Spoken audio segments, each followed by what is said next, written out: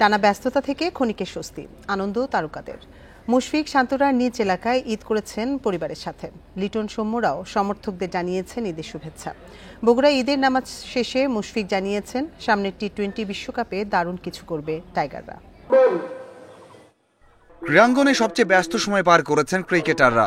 গেল অক্টোবর থেকে এপ্রিল বিশ্বকাপ থেকে শ্রীলঙ্কা, বিপিএল থেকে ডিপিএল দম ফেলার সময় পাননি মুশফিক শান্তরা।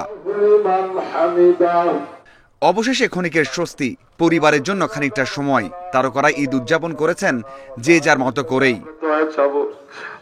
মুশফিক ঈদ করেছেন নিজ এলাকা বগুড়াতে। সকালে বাবাকে নিয়ে ঈদের নামাজ পড়েছেন। সবাইকে শুভেচ্ছা জানিয়ে নিরাপদে থাকতে বলেছেন। ক্রিকেট নিয়েও আসার কথা শুনিয়েছেন। টি-20 থেকে অবসর নেয়া মুশফিক সামনের বিশ্বকাপ নিয়ে ভাবনা জানিয়েছেন।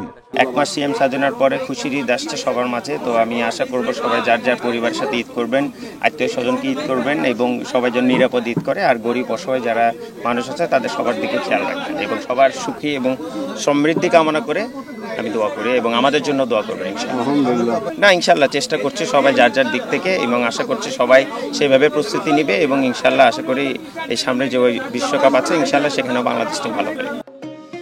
টাইগারদের মহাতারকা সাকিব সামাজিক যোগাযোগ মাধ্যমে ভক্ত সমর্থকদের শুভেচ্ছা জানিয়েছেন। তার মতো মাহমুদুল্লাহ, তামিম, তাসকিন, মিরাজ, মুমিনুলরাও ঈদের আনন্দ ভাগাভাগি করে নিয়েছেন। বাংলাদেশ অধিনায়ক সহধর্মিণীকে নিয়ে ঈদ করেছেন রাজশাহীতে।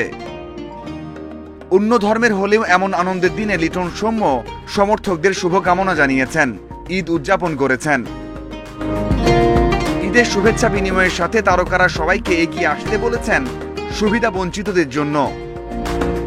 তারকারা সপ্তাহ খানিকের জন্য ছুটি পেয়েছেন। দ্রুতই ঢাকায় ফিরে প্রিমিয়ার লিগে নামতে হবে। যারা বিশ্বকাপের পরিকল্পনাতে আছেন তাদের ব্যস্ততা বাড়বে জিম্বাবুয়ে সিরিজ থেকে। Mazharul Islam, independent news.